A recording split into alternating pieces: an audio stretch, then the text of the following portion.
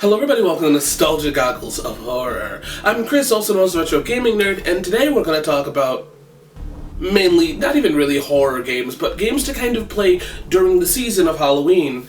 These are kind of a collection of Halloween-based episodes. If you don't like that kind of thing, I'm sorry. Olivia has episodes that are coming out that aren't Halloween-themed, but she still has some episodes coming out. These are going to be mainly Halloween-y type of episodes, so with that being said, let's get right into it. Today we're going to be talking about the successor to Doom. Kind of. Quake. I don't have a physical version of Quake on me. I used to have it for the 64, but even then that doesn't matter. We're not reviewing that version. So you're probably sitting there going, the successor to Doom? I mean, this happened, and even then before that, Doom 3 happened. Don't have a physical copy of that either. So, how was it the successor? What happened? Is it actually worth talking about? Well, let's find out. So the best way to summarize this game, and the fastest way to do it, because viewer attention is low, is that this is Doom with Lovecraftian monsters. That's it. And portals, of course, but Doom has that too. I feel like the best way to summarize it is that.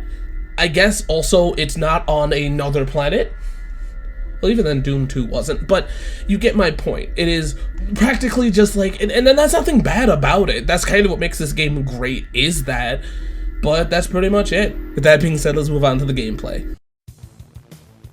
So you're gonna get sick of me saying this a lot, but it's a fact because the same company made it. Quake feels a lot like Doom, but upgraded. And I think that that's the greatest thing about it, is that it imitates and simulates what makes Doom so great. The run and gun kind of shooting. The only real difference here is that it's in complete 3D. The traps are here, which are in Doom.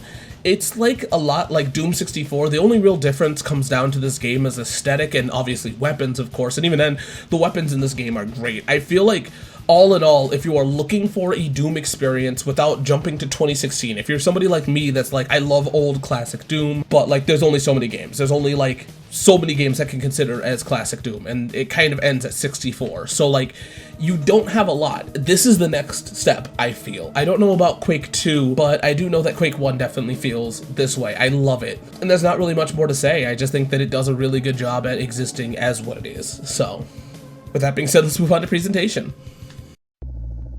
So the bread and butter of this game, I feel, is definitely its presentation, because it definitely does not look like Doom, and I think that that's the best thing about it. It does feel different. It being Lovecraftian monsters, or being more grotesque monsters, actually makes it feel a lot different, and I think that that's what I appreciate with it. All of this feels kind of archaic and medieval, well, at least in the other world. Now, in the cyber world that you have to deal with, or the future world, I really don't care about that aesthetic. It's okay. It's just cyber world, that's it. Like, that's it. But when you go to the castles and all these other things, it feels very nice, because there's not a lot of games, to my knowledge, like it. There probably is now, because, like, Doom shooters are popular. But, like, for it to have, like, these castles and these old structures, it feels nice to have this with these old puzzles, these old, you know, dungeons and stuff like that. It's really nice to see it, and it's still grotesque too. It reminds me a lot of the grotesque side of Doom, so I feel like all in all the presentation's great.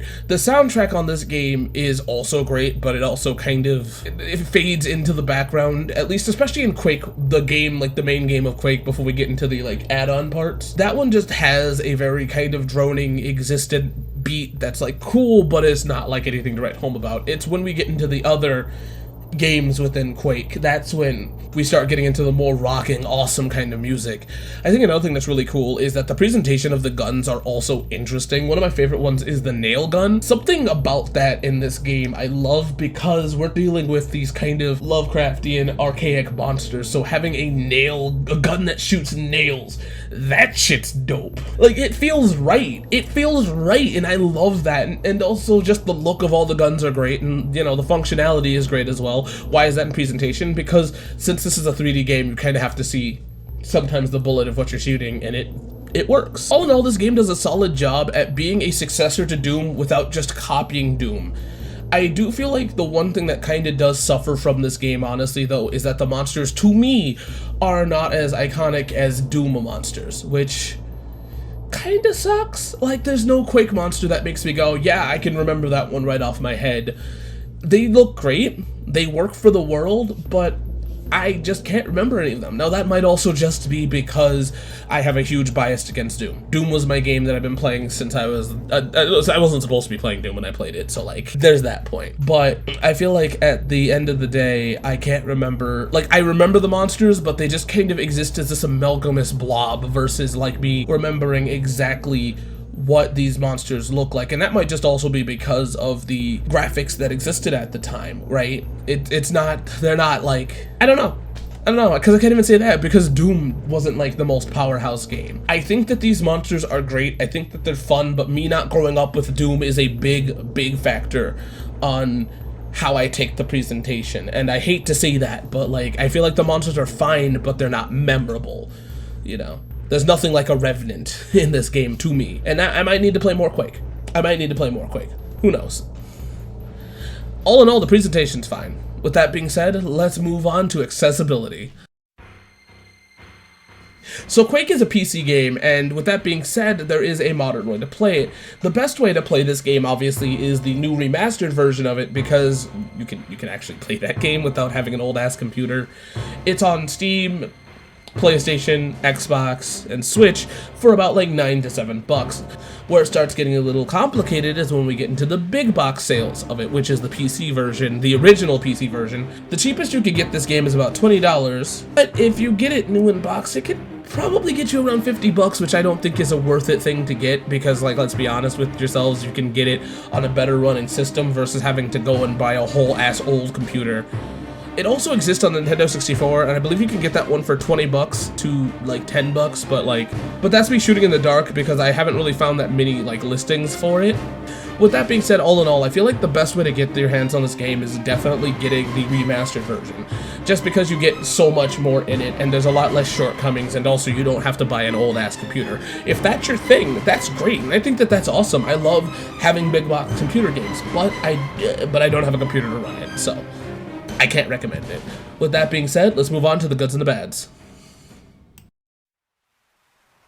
So this game's super solid. I think that this is a game that I really kind of feel like I missed out on back in the day. I really wish I heard more about it. I heard almost nothing about Quake, and whenever I did hear about Quake, I heard about the multiplayer, so I never was really interested in it. I feel like I did myself a disservice by not checking out this game, because as somebody that absolutely loves Doom, I adore the Doom franchise. But as a person that does, I feel like I said before, I missed out because this game is solid as hell. Being a game that was supposed to be a successor, it actually feels like it. It feels like they learned a lot from Doom, at least in the gameplay department. We'll talk about that in the bads. Nothing bad about this game realistically, but it's a nitpick, but I feel like this game feels like it's a definite successor, and that's really great. It's super good. The gunplay is outstanding. I love the design of the guns. The monster design is pretty good, and once again, the music rocks. This all feels like a game that if you like Doom, you'll definitely enjoy this. I don't know how much you will, but I enjoyed it a lot. I actually got way more footage than I needed to for this game, and I feel like that's always a good sign whenever I'm really hooked onto this game. I absolutely loved playing it, and I can't wait to play Quake 2. I feel like they did a very solid job, and that's just really the best I can leave it at. If you are looking for a game to play around the spooky season, and you feel like Doom isn't really your thing, or you're sick of Doom, which is blasphemy, you could definitely try this one out, and I think you'll be at home. What does that tell you about you? What does that tell you about me? Anyways, let's go to the bads. I feel like the monsters aren't as iconic as Doom, and I feel like that's a very biased take to take on this game, but that's really my only problem with this game. I just feel like that's kind of it. I can definitely remember these monsters, but I can't remember them as well as I can Doom monsters, and I know that that's been a reoccurring thing, but I feel like that's really it. Outside of that, this game's super solid.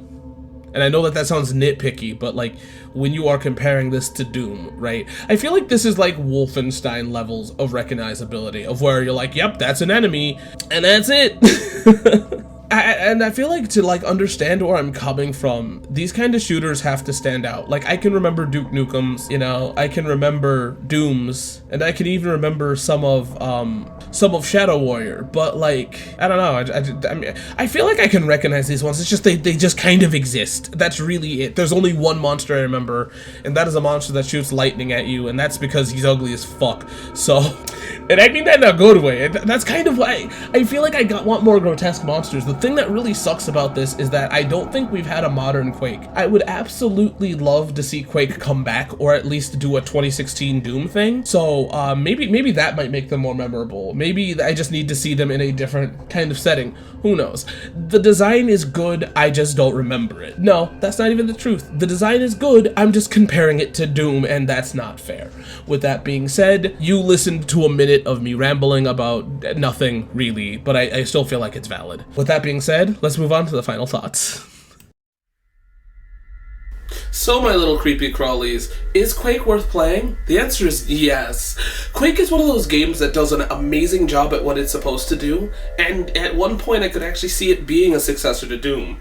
That doesn't mean that it isn't good or anything, it's just, it's Quake and I like it, it's fun and it's worth playing. It kind of is a different kind of vibe, but that's what makes it worth it.